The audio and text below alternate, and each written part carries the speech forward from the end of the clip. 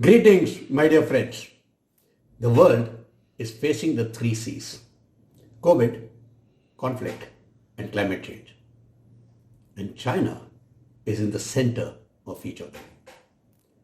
From hiding COVID to originating COVID, from misleading the world to disrupting global health, global economy, as well as global supply chains. Contributing, really, actually, the author of the conflict in the South China Sea, the Senkaku Islands, and of course, to bulldozing Taiwan to accept reunification with itself. Don't forget, China instigated the border dispute with India in Ladakh. It is the most damned nation on earth. 98,000 plus dams, changing the course of rivers, creating water bodies where there were none. It has contributed to climate change not only with this, but by also burning fossil fuels as if there is no tomorrow. The external conflict is very easy to gauge, very easy to understand, and in some ways predict how it will peter out. Ukraine is one such example. Taiwan, the South China Sea, although severing, is another. It is the internal conflicts that are most difficult to understand, appreciate, and predict, especially when they happen with a country like China. This is a crucial yet sensitive time for China, with the 20th Communist Party Congress likely to start in just a couple of days, on the 16th of October to be precise. And the people of China are seemingly unhappy with the party, with it trying to force its ideology over them when all they desire is freedom, especially economic freedom. Xi Jingping, on the other hand, wants to coronate himself as the emperor and rank himself equal to his idol, Mao Zedong. Will he succeed? Indeed he will. The question is, by how much? The answer to this question will determine the course of China going forward in the coming weeks, months, years, and maybe even decades. Therefore, it's important for us to understand what is happening in China right now. Welcome, my dear friends, to Chax Simplifies. I, Commander Chakrapani, or Chax for short, am your host, who would simplify complex geopolitical issues into easily understandable nuggets. In today's episode, we shall look at China in the backdrop of the 20th Communist Party Congress starting 16th October and get a view as to what can we expect to happen here, what would be the implications for India and the world, and of course, understand better the priorities as far as China is concerned going forward. Let's get started. Let's start with understanding what the Communist Party Congress is all about. It is the biggest Communist Party event held once in 5 years in the months of October or November. It's a public forum to discuss and approve top-level leadership changes in the Communist Party. A general reshuffle of the Politburo and the Standing Committee of Politburo takes place here. China has a very unique rule. It's called the 7 in, 8 out. If you are less than 7 years of age, you are eligible for re-election. If you are more than 68, you have to retire. Xi Jinping will break this rule this time. He is already 69. The Congress also approves of the changes to the party constitution. Over 2,000 delegates selected from the grassroots upwards attend this conference. 370 of them approximately are considered the inner circle or the plenum. The 7th plenum meeting happened on the 10th of October when Xi Jinping took them into confidence. Then there is the Politburo of 25 members. And finally, the 7-member Politburo Standing Committee, or PBSC for short. All this forms a part of collective leadership. Yet, today, supreme power resides only with Xi Jinping. The main agenda as far as the 20th Congress is concerned would be election of Xi Jinping for an historic third term, effectively coronating him emperor. There seems to be no visible obstacles as far as this is concerned. He may even get himself a new name, Ling Shui, or the leader. It will appoint replacements for the members of Politburo and the Politburo Standing Committee. There are 9 members of the Politburo and 2 of the Standing Committee who would retire this year. They're more than 68. There is intense jostling who would replace them. On one hand, you have Xi Jinping and his loyalists, and on the other, what is loosely called as the Shanghai Gang, consisting of Jiang Zemin, Hu Jintao, and the current premier, Li Qiang. How many will each of them be able to get elected in their Politburo and the Standing Committee would determine their strength. And this would determine the course of China going forward.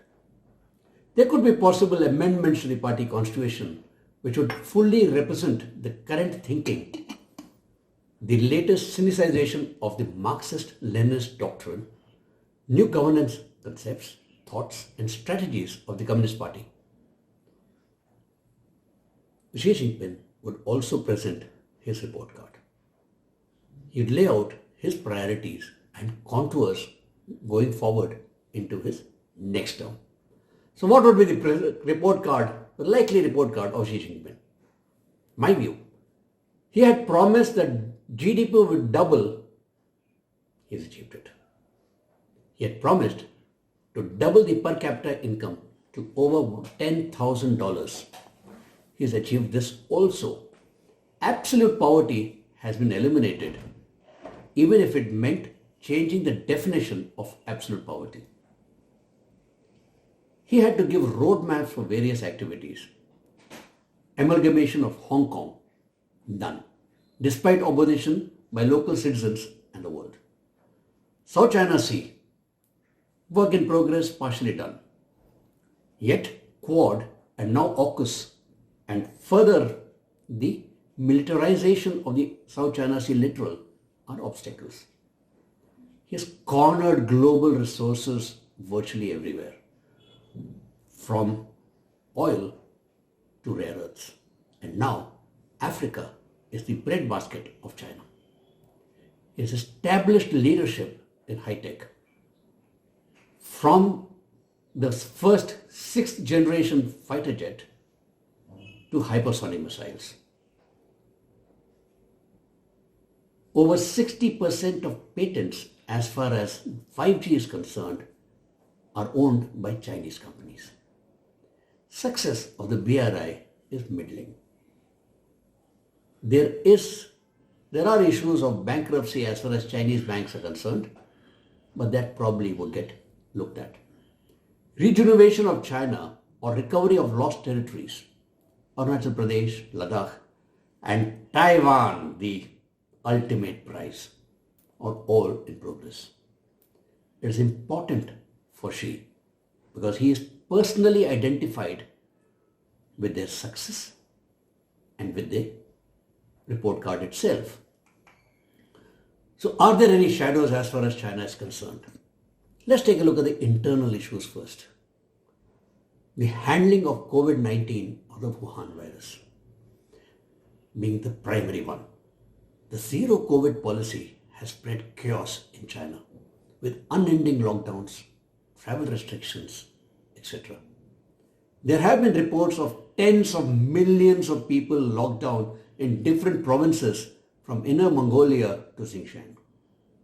Yunnan reported extreme measures with police in hazmat suits and rifles stopping people from boarding flights. an aging population, especially the results of a one-child policy, has heightened the economic shocks with unemployment and economic imbalances. Don't forget, IMF recently downgraded Chinese GDP to less than 4%, when it downgraded India also to over 6.8. The financial sector is in a mess, with many a bank failing or close enough to failing. Real estate is failing also. So is manufacturing, with excess capacity and fewer orders. BRI has forced banks to lend to nations that seem unlikely to return the money. Xenophobia and sectarian crisis are an all-time high. The Han Chinese consider themselves superior to everybody else. There have been numerous crackdowns on the Uyghur and Hui Muslims, Tibetans, Mongols, etc. Sinicization of Islam and Buddhism is at its peak. We just mentioned that China is a water deficit country. The major sources of water are the rivers that are fed by Tibet: Yangtze, Yellow River, and a plethora of other smaller rivers. While plains are fertile, there is excess population that is living in them, and therefore not much land is available to feed the population. Control over water is a major goal as far as China is concerned, and it cannot afford Tibetan independence. Therefore, successor of Dalai Lama and his choice would be important as far as China is concerned. China discovered Africa as its breadbasket, its plains, and its granary. On the other hand, oil and gas imports, coal prices are touching all-time highs. China is dependent on the South China Sea for supplies, and it seeks alternative routes. BRI and Iran are therefore examples of diversification even at high costs. Vagrancies and rainfall have been causing havoc, with 2 years of floods followed this year with a drought, with water levels falling dramatically across rivers. All this has led to multiple power cuts across China, with even traffic lights being switched off at places. Multiple provinces, including the industrial belt of Guangdong, have been forced to implement power cuts, factories forced to shut down or even reduce output.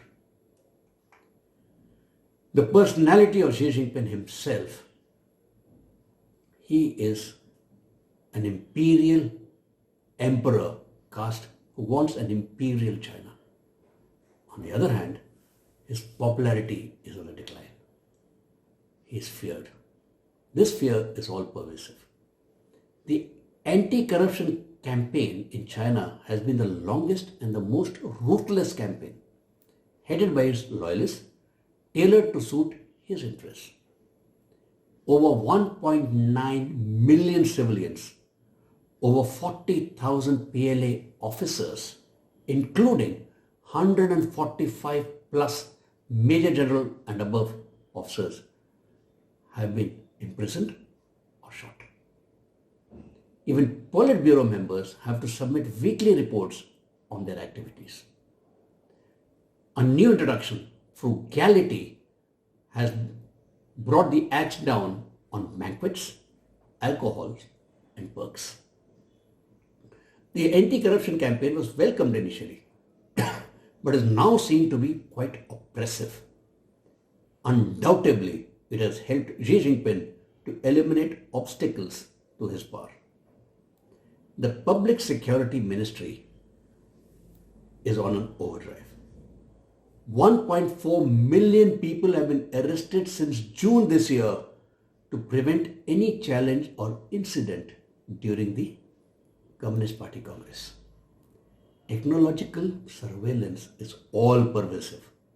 Not just the common man, but also the party, from leadership to the grassroots.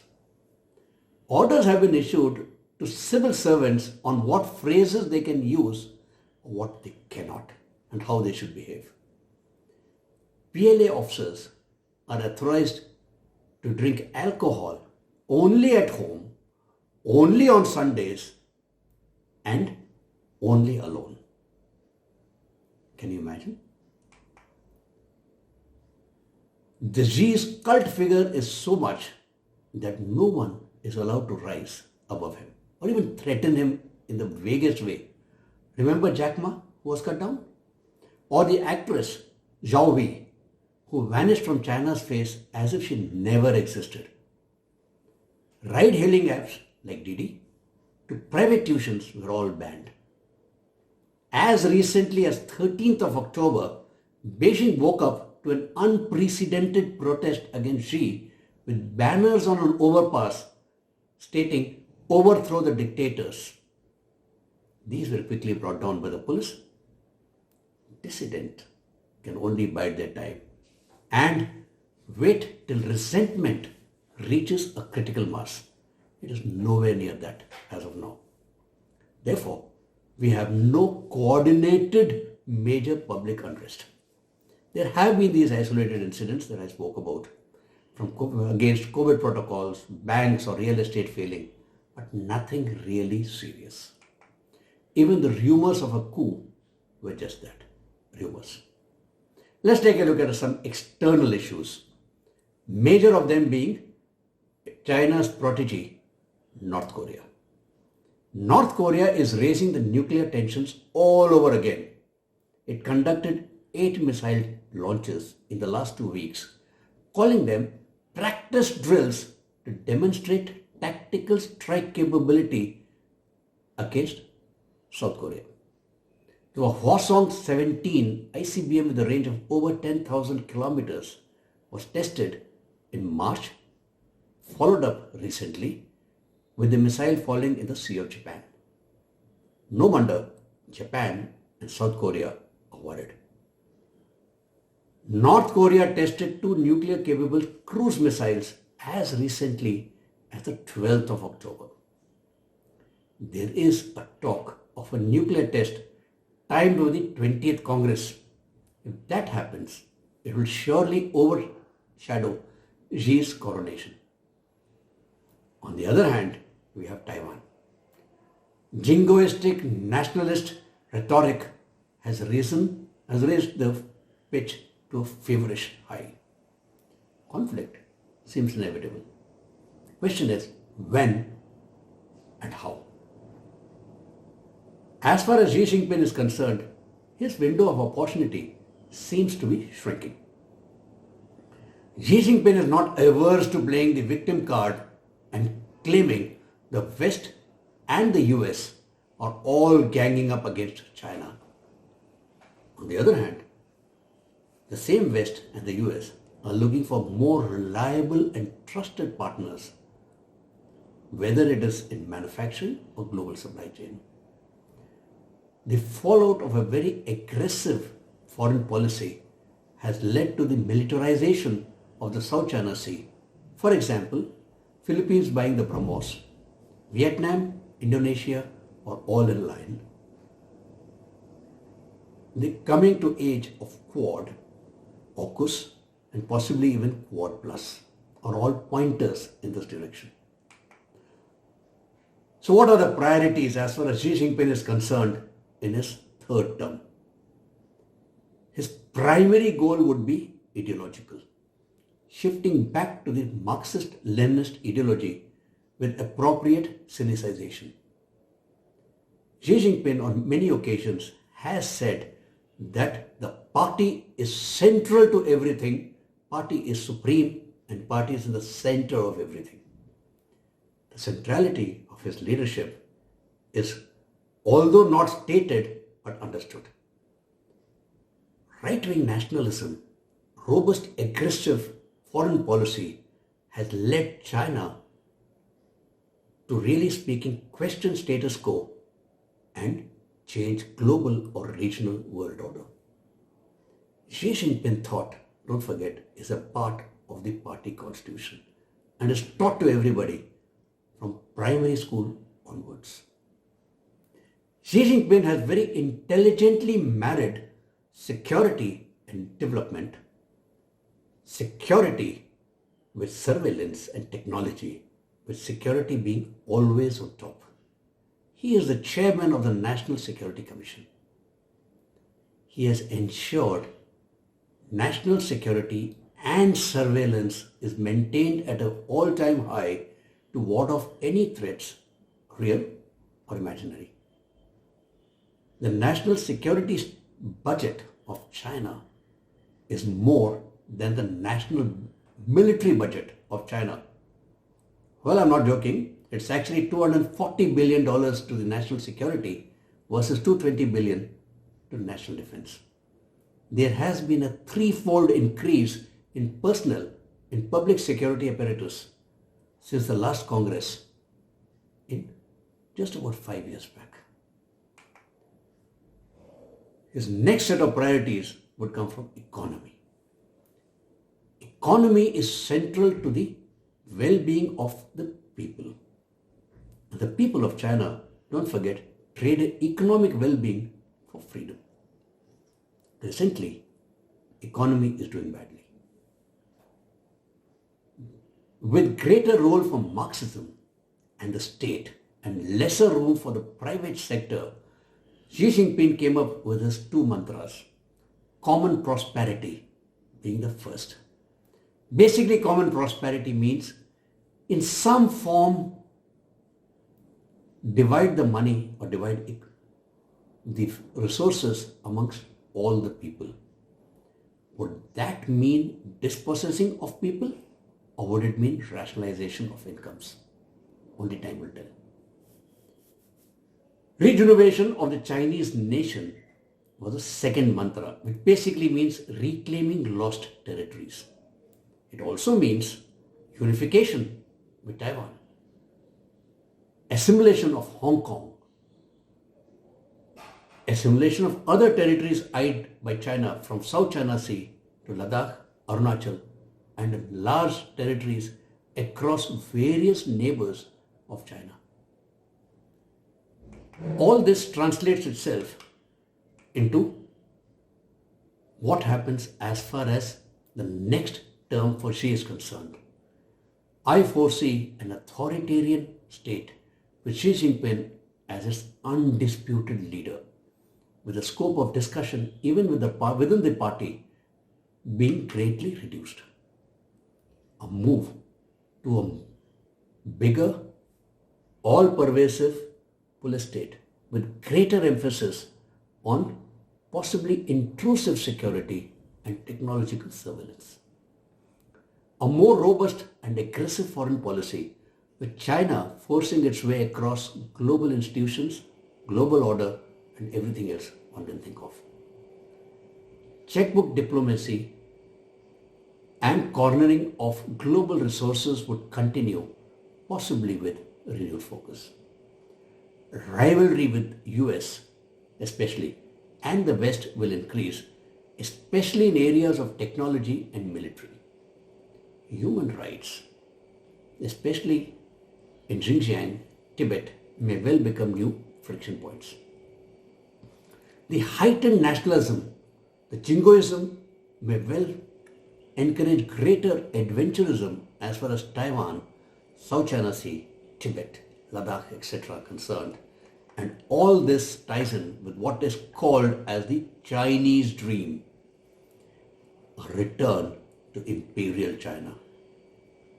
The framework of imperial China was created in the 19th Congress in 2017.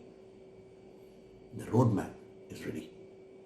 This consists of significantly huge capital resources which China has and has been deploying.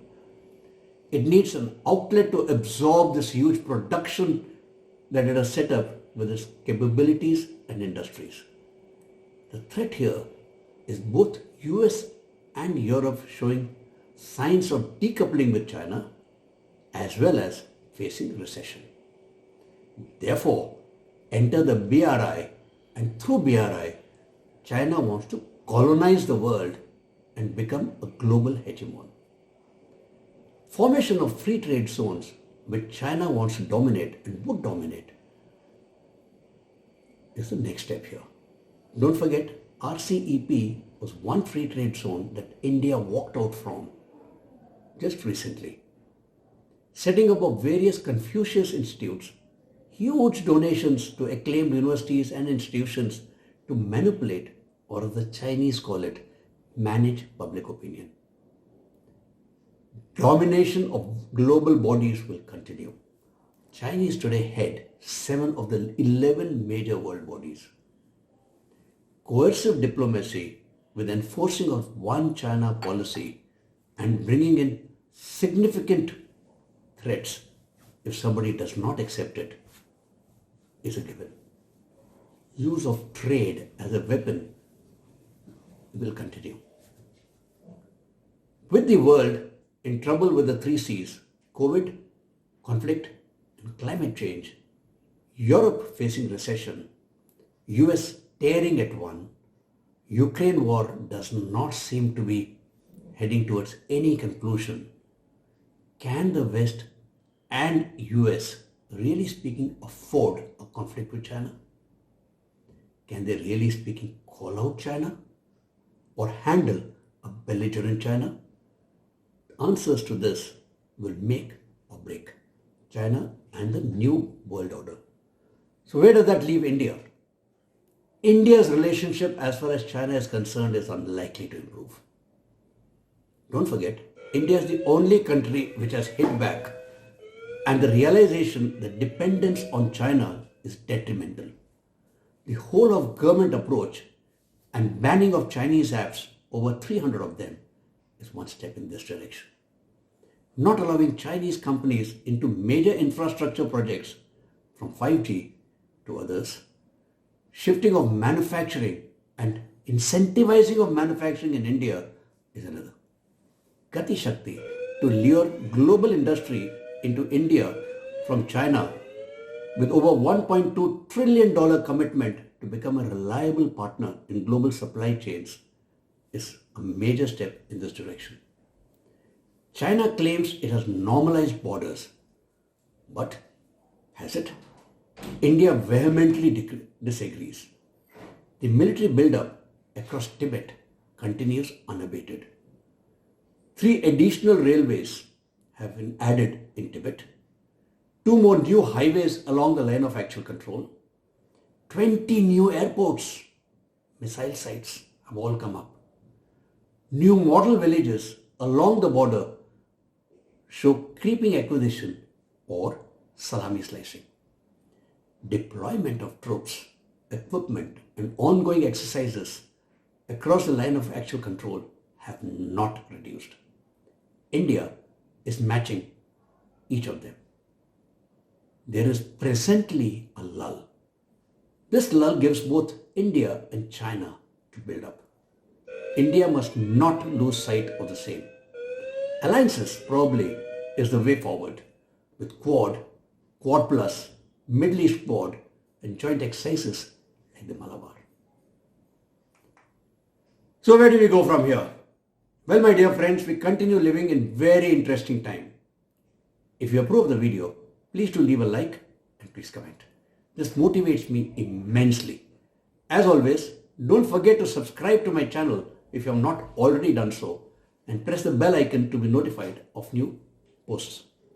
Please do feel free to share this video with your friends, and as always, I look forward to your suggestions and continued support. Until next time, Jai Hind.